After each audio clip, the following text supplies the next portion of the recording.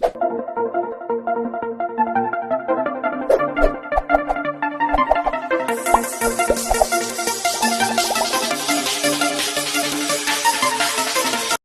To physics ज्ञान मुकेश नायक channel. मैं दोबारा एक बार सभी का स्वागत करता हूं बच्चों।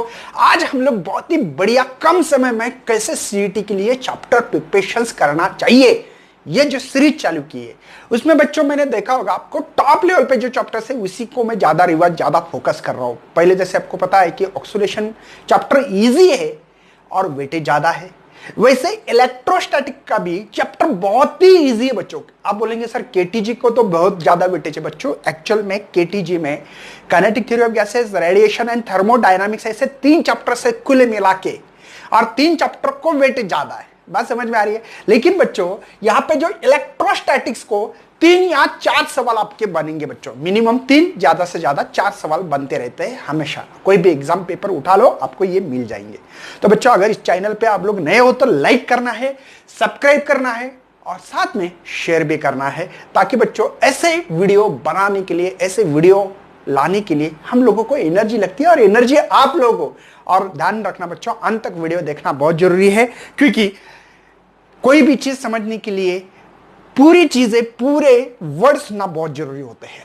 तो सबसे पहले बच्चों इलेक्ट्रिक फ्लक्स, जैसे मैग्नेटिक फ्लक्स, इलेक्ट्रिक फ्लक्स होता है ई डॉट यस। ई मतलब इलेक्ट्रिक इंटेंसिटी, यस मतलब सरफेस एरिया। बच्चों डॉट प्रोडक्ट है तो आप इसको कैसे करेंगे, मैंने कम फार्मूले दिए बच्चों, देख रहे होगे आप लोग। मैंने कम फार्मूले इसलिए लिखता हूं कि आप लोगों को कम फार्मूले से ज्यादा फार्मूले कैसे तैयार करना, ये आना बहुत जरूरी है। अगर ये नहीं आएगा तो बस आपकी वाट लग सकती है बच्चों। तो that's why I want minimum फार्मूले में से मैक्सिमम फार्मूले कैसे बनाना है, ये आप लोगों को चीज आना बहुत ही जरूरी होता है बच्चों। तो यहां पे बच्चों मैंने कुछ फार्मूले लिखे, देखो नॉर्मल इलेक्ट्रिक इंडक्शन एप्सिलॉन ई, इसी को हम लोग ऐसे लिखते हैं टोटल नॉर्मल इलेक्ट्रिक इंडक्शन लिखना है। तो integration of epsilon E cos theta into ds, याद है बच्चों, लिखते हैं हम लोग। इसी से हम लोग बाद में इंटीग्रेशन निकाल के ये करके गॉसेस थ्योरम लिखते हैं, total normal electric induction algebraic sum of total charges. Total charge को हम लोग समेशन में रखते हैं, मतलब पूरे चार्ज जो भी आउटर सरफेस पे उतने। बच्चों इसमें आप लोगों को ध्यान में रखना है कि मोस्ट इंपॉर्टेंट क्वेश्चन किसके ऊपर ज्यादा आता है।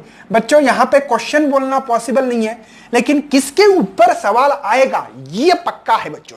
100% आपको इलेक्ट्रिक इंटेंसिटी के ऊपर 100% सवाल आने वाला है। फिर वो हो सकता है स्फीयर पे हो, सिलेंडर पे हो, या उसके सरफेस एरिया के थ्रू फार्मूला बनाते होंगे, कुछ भी करते, उसकी टेंशन मत लेना। लेकिन इलेक्ट्रिक इंटेंसिटी का आपके लिए ये फार्मूला जबरदस्त है कि उसके ऊपर आपको न्यूमेरिकल आएगा। फिर वो प्लेन शीट हो सकती है, स्फीयर हो सकता है, कोई आउटर सरफेस पे हो सकता है, या सिलेंडर, कोई भी सरफेस पे आपको इलेक्ट्रिक इंटेंसिटी के थ्रू, भले वो इलेक्ट्रिक इंटेंसिटी नहीं पूछेंगे, आप लोगों को चार्ज पूछ सकते, कितना चार्ज है ना, सरफेस एरिया पूछ सकते हैं, मतलब सिग्मा की वैल्यू पूछ सकते हैं, कुछ भी आ सकता है बच्चों। लेकिन ये पक्का है कि इसी के थ्रू, इस फार्मूले के थ्रू आपको एक सवाल पक्का आएगा। उसके बाद में बच्चों मैकेनिकल फोर्स के ऊपर एक सवाल आने के चांसेस है। Mechanical force per unit area या energy density per unit value में बच्चों इसके ऊपर एक सवाल। अरे कैपेसिटर, टोटल मैंने आपको 3 सवाल पक्के लिख के लो। फिर वो वर्ड में हो सकते हैं या न्यूमेरिकल, वर्डिंग भी होते, कोई कॉन्सेंट के ऊपर सवाल आ सकता है, कि कैपेसिटर के ऊपर आ सकता है, फिर energy density per unit value mechanic, कोई भी। लेकिन बच्चों इसके ऊपर ये 3 सवाल जो लिखे हैं मैंने, मोस्ट इंपॉर्टेंट 3 सवाल के लिए। पहला सवाल ये इन लोगों के ऊपर नोट डाउन करें, फर्स्ट क्वेश्चन होगा इसके ऊपर, मोस्ट इंपॉर्टेंट चीज है बच्चों। दूसरा है बच्चों mechanical force per unit area, या सेकंड क्वेश्चन होगा ही होगा इसके ऊपर, ठीक है। और ये कैपेसिटर का कोई भी कॉन्सेप्ट हो सकता है बच्चों, वर्ड में हो सकता है, कुछ भी हो सकता है, कोई फिक्स नहीं इस पे। लेकिन थर्ड क्वेश्चन इन चीजों के ऊपर फोकस करो और इनके ऊपर क्या करना है बच्चों। देखो पहले, सबसे पहले, और इसके ऊपर आने के बिटवीन मतलब कम ज्यादा प्रॉब्लम्स हो सकता है, आ भी सकता नहीं भी। बच्चों इसके ऊपर आपको पहले पढ़ना है, उसके कॉन्सेप्ट क्लियर करो कि सरफेस चार्ज कहाँ होता है, क्या होता है, इनसाइड कितना होता है, आउटसाइड कितना होता है, डायग्राम चेंज करना है, इलेक्ट्रिक इंटेंसिटी कितनी चेंज होती है, क्यों यहाँ पे, जैसे कि हम लोग, आपको पता है कि चार्ज क्या होता है, पता है आपको, सरफेस मतलब चार्ज का फार्मूला, मतलब सरफेस चार्ज का चार्ज पर यूनिट एरिया, अगर स्फीयर रहा तो चार्ज एरिया किसका, पायर स्क्वायर। तो क्यू की वैल्यू आप लोग सिग्मा, सिग्मा 6 नहीं सिग्मा है वो 4 पाई आर स्क्वायर। बच्चों क्यू की वैल्यू पुटअप करो, निकालो यार, मुझे कोई लेना देना नहीं इससे।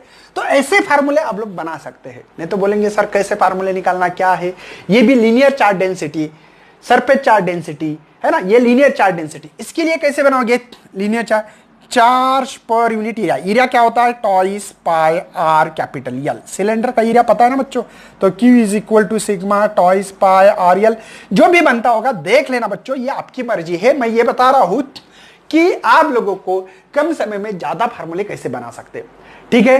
तो ये कैसा आ गया पता होना चाहिए, ये कैसा आ गया ये भी पता होना चाहिए। बच्चों देखो, ये सरफेस चार्ज डेंसिटी का है, कोई भी सरफेस एरिया रहा ऐसे ऐसे, तो ये, लेकिन थिन शीट को दो प्लेन शीट होती, एक मेरा हाफ है आपके तरफ, front back side, back front side, बात समझ में आ रही है, टू क्यू लिया। ये टेक्निक बहुत इंपॉर्टेंट है, इसके भी डिफरेंट फॉर्म निकाल सकते हैं, आपको निकालना है। के ई स्क्वायर मतलब क्या, के इज द डाइलेक्ट्रिकल कांस्टेंट। जब भी एयर वर्ड आ गया बच्चों, एयर वैक्यूम जो भी, तो के इज इक्वल टू 1 लिखना। अगर के नहीं दिया हो तो 1 ही लिखना है। आप बोलेंगे क्यों सर, इसका मतलब एयर या वैक्यूम में बना दिया उन्होंने। अगर डाइलेक्ट्रिकल कांस्टेंट दिया हो तो ये बातें आती है, अदरवाइज नहीं। कोई शक है बच्चों, ये दोनों का एक ही फार्मूला है। कैपेसिटर क्या है, चार्ज पर यूनिट वैल्यू नहीं, पोटेंशियल डिफरेंस है, सी ए एप्सिलॉन नॉट के डिवाइड बाई डी। इसके ऊपर थ्योरी का क्वेश्चन आता रहता है, बहुत बार आ चुका है बच्चों। इसी को के इज इक्वल टू 1 भी लिखा तो भी चलता है। बच्चों हम लोग कैपेसिटर में कितनी एनर्जी स्टोर करना चाहते हैं, अगर चाहते हो तो कितनी कर सकते हैं, 1/2 CV square, 1/2 QV, 1/2 Q square by C, ये फार्मूला है। सीरीज में दो कैपेसिटर है तो C1 C2 divide by C1 plus C2, C1 plus C2, और सीरीज में रहा, पैरेलल में रहा, सॉरी सिंपल्स बच्चों, अगर आपने रेजिस्टेंस पढ़ा हो तो रेजिस्टेंस का और उसका रिलेशन अपोजिट में है। किसमें किसमें किसमें, अपोजिट में। बस इतनी बात सिंपल सिंपल से याद रखना है बच्चों। आपको मैं एक एमसीक्यू के तौर पे इसके ऊपर सवाल कैसे आता है एक एग्जांपल देना चाहता हूं बच्चों। कैपेसिटर के ऊपर कैसे सवाल आते हैं इसका एक मैंने डेमो दे रहा हूं ताकि आपको पता लगे। 4 condenser each of capacity 444 microfarad, correct है बच्चों, are correct in this figure. और इनका जो पोटेंशियल दिया वाला है, ये पोटेंशियल डिफरेंस वो है मेरे पास 15 वोल्ट, ठीक है। उसका इक्विवेलेंट कैपेसिटर देखो, ये तो 4 का है, ओके। आपको पता है बच्चों जब पैरेलल हो तब सिंपल ऐड करना होती है, ऐड देखो ऐड करना, तो ये है पैरेलल क्योंकि करंट डिवाइड हो रहा है, समझ में तो आ रहा है। तो ये हो गया 8 माइक्रोफैराड और ये हो गए 4 माइक्रोफैराड। चलो तो हम लोग ये निकालना चाहते हैं 1/4, 1/8, 1/4। कोई टेंशन बच्चों, सबको 8 करना चाहता हूं 1/CS 2/8, समझ में आ रहा है 1/8 और ये 2/8 समझ में आ रहा है। तो इसको सीधा 5/8 मुझे CS निकालना है, तो 8/5 उल्टा करते पता है ना, माइक्रोफैराड है बच्चों। मुझे निकालना है एनर्जी और 1/2 CV स्क्वायर लगा सकता हूं, क्यों बच्चों, C भी पता है ना एनर्जी, और V भी पता है। C है मेरे पास 8/5 माइक्रो माइनस 6 माइक्रो है ना, समझ में आ रहा है, मल्टीप्लाई V स्क्वायर है बच्चों, V है मेरे पास 15, 15 का स्क्वायर होता है 225।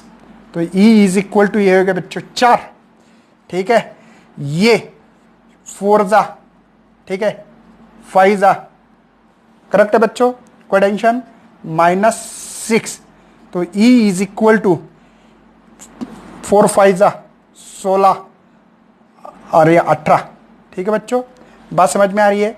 ये हो रहे -6, लेकिन मेरे पास मेरे ऑप्शंस में बच्चों अर्ज में, और आप लोगों को यहां पता होना चाहिए अर्थ का जूल में करना 10⁻7 होता है, पता है ना।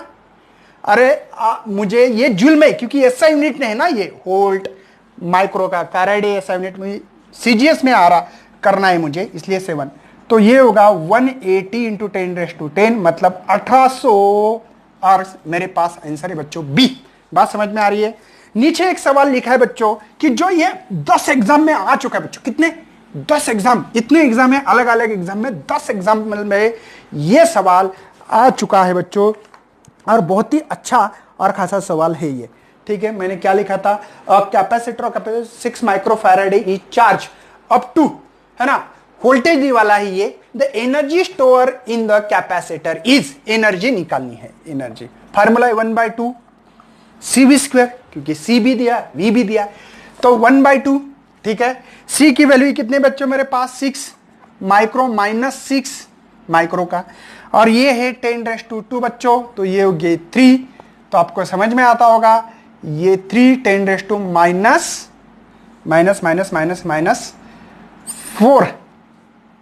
10⁻⁻⁻⁻⁻⁻⁻⁻⁻⁻⁻⁻⁻⁻⁻⁻⁻⁻⁻⁻⁻⁻⁻⁻⁻⁻⁻⁻⁻⁻⁻⁻⁻⁻⁻⁻⁻⁻⁻⁻⁻⁻⁻⁻⁻⁻⁻⁻⁻⁻⁻⁻⁻⁻⁻⁻⁻⁻⁻⁻⁻⁻⁻⁻⁻⁻⁻⁻⁻⁻⁻⁻⁻⁻⁻⁻⁻⁻⁻⁻⁻⁻⁻⁻⁻⁻⁻⁻⁻⁻⁻⁻⁻⁻⁻⁻⁻⁻⁻⁻⁻⁻⁻⁻⁻⁻⁻⁻⁻⁻⁻⁻⁻⁻⁻⁻⁻⁻सही है बच्चों, समझ में आ रहा है आप लोगों को? कोई टेंशन दे दो, अटेंशन फिर। ओके, मेरे ख्याल से इसका स्क्वायर है, सॉरी फॉर इनकन्वीनियंस, है ना। तो ये 6, ये माइनस नहीं +4 है, तो 3 इंटू 10⁻⁻², तो 0.03 जूल ये जो आंसर होगा।